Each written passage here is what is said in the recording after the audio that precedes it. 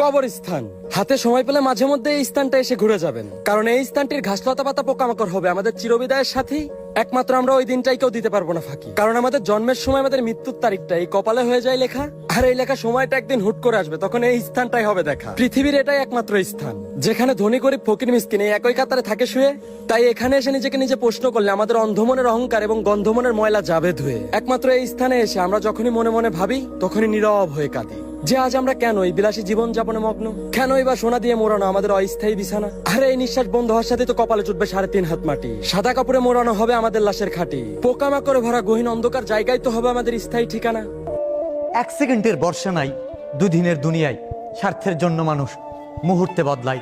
কবর কখন খবর দিবে সেটা কারো জানা নাই।